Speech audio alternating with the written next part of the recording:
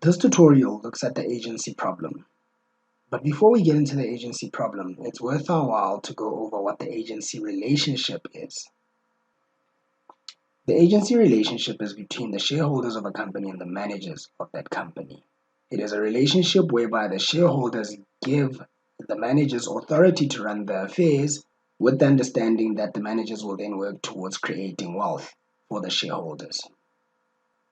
When the objectives of the managers do not align with the objectives of the shareholders, which is about the creation of wealth, then you have what is called an agency problem. Let's have a look at some of the reasons that give rise to the agency problem. The most common reason is the manager focusing on their own wealth. For example, the manager might understate profits in order to keep a portion of the profits for themselves. Or if the manager's bonus is tied to the financial performance of the company, they might be willing to take on unnecessary risks in order to boost performance. Secondly, since the managers know more about the business than the shareholders, that means the managers could very well rob the shareholders and take advantage of their lack of information. Job security, the manager's job security is also one of the reasons for the agency problem. If the managers are afraid of losing their jobs, they might not take on risky projects that would have otherwise been beneficial for the shareholders in their pursuit of wealth creation.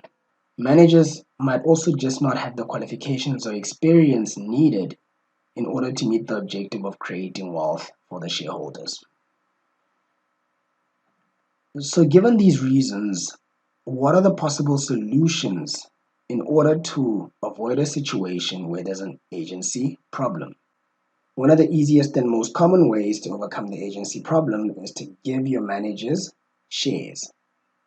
That would make them shareholders, and therefore, when they are looking after their own interests, they are indirectly looking after the interests of all shareholders. Secondly, you could tie the pay of the managers to how well the shareholders are doing.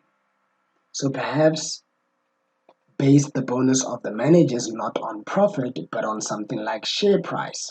You could also introduce a board of directors, which is a governing body that will oversee all the decisions and operations of the management team so as to hold them accountable. Doing these things might not necessarily eliminate the agency problem, but these things have been shown to work in reducing, at least, the agency problem.